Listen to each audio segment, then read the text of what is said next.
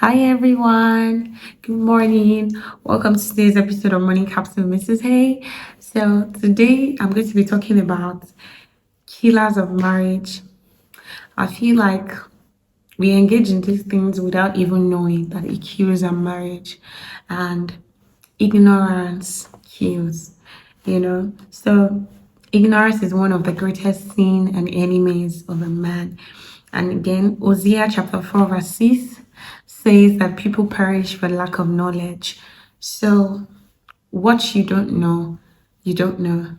That is why I've taken my time to bring out some things that we do as a man or as a woman that kills a marriage. Number one, selfishness. I have here, I said the moment you agree to marry someone, you're no longer you don't longer live your life for yourself. You put your partner above you. You put your partner's interest above yours. That's how it should be.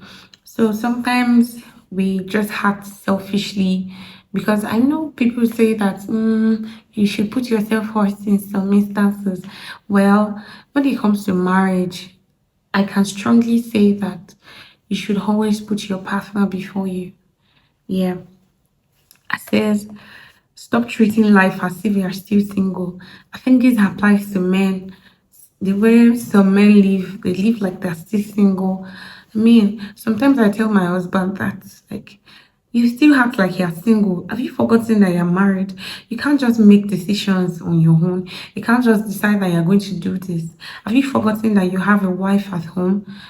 So please, let's check ourselves. There are some things that we do that we know that is selfish. If you want your marriage to work, if you don't want to kill your marriage, you have to stop being selfish. Number two, uncontrolled temperament. Very important. Sometimes, before you know it, that temper can just bring down what you spent a lot of years putting together. You know, temper is a very, very dangerous thing. I have here says, this is a marriage wrecker. Self-control remains one of the greatest virtue everyone should have. You should have self-control. You should be able to control yourself. You should be able to know when to stop. Of course, yes, your wife would make you angry, your husband will make you angry. That's inevitable, it's normal. So, but you should know when to stop. You should know when to take a walk. You should know when to keep quiet. Please, that's very important.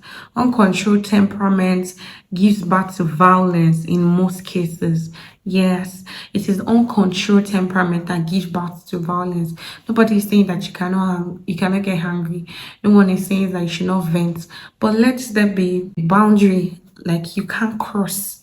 But once you are someone that once you're angry, they'll be saying, once he's angry like this, can you go? Then that's a bad thing. I don't know why people see it as something that some people even say it. My wife knows when I'm angry like this. Okay. Well, it's a strong killer of marriage. You need to put it in check. Number three, lack of trust.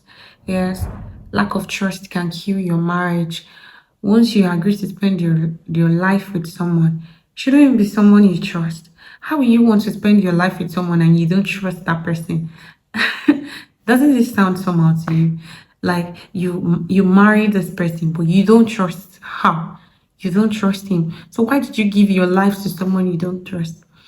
Someone that prepares your meal, someone that you sleep with, someone that you spend a lot of time with. Why won't you trust her? Or why won't you trust him? So lack of trust kills marriage like swiftly because assumptions will be flying here and there. I said it is the bedrock of any marriage. Yes, it is the bedrock of marriage. Like trust is very important. Absolute trust is needed in order to keep your marriage. Absolute trust. Just trust. Because what can you even do you think that it is by prying, it is by doing this close marking that would save your marriage? No, just trust and just let it go. Trust is end, by the way. Trust is hand, and you have to do all it takes for your spouse to earn it. So you want your spouse to trust you, then do things that will make them trust you.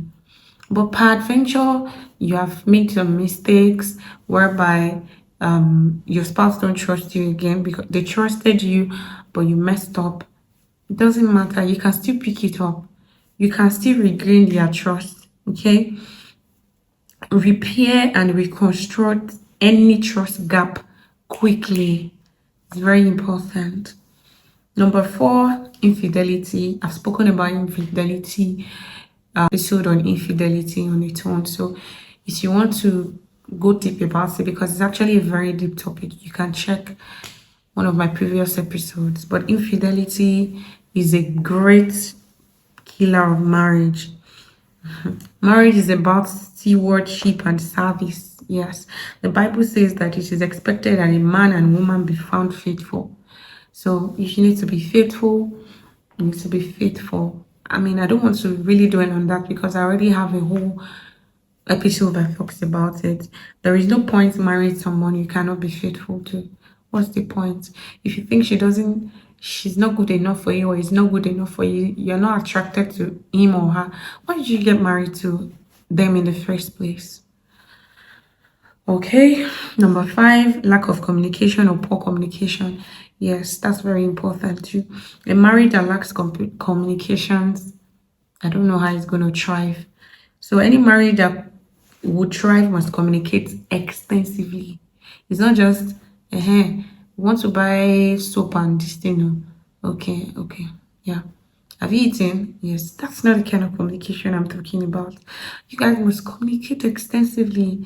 I mean, how are you going to grow? How are you going to get to know each other? How are you going to have fun when you don't communicate? Please, lack of communication is one of the greatest undoing of many marriage. You have to communicate. I mean, it starts little by little, like delicate time. Okay, when the kids are asleep, let's just start for 30 minutes. Let's talk for 15 minutes. Let's just chat. How did your day go? Okay, this one, okay, that one. Communication is very key, please. 6, lack of mutual respect. Men loves to be respected a lot, but women too loves to be respected. It's vice versa. Respect is reciprocal.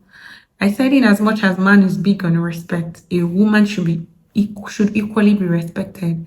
Yes. A woman should treat you like a king, treat me like a queen. But then men is actually very big on respect. Yeah. As a woman, I'm telling you that they're very big on respect. So unchecked ego is the foundation of lack of respect. Some people's ego, can feel this whole room. This is your problem. I mean, she's your wife for crying out loud. Why are you doing like this? Abba, this is someone you married to. So you guys are one. So why? I'm not saying that women should not be submissive. Of course, the Bible says every woman should be submissive.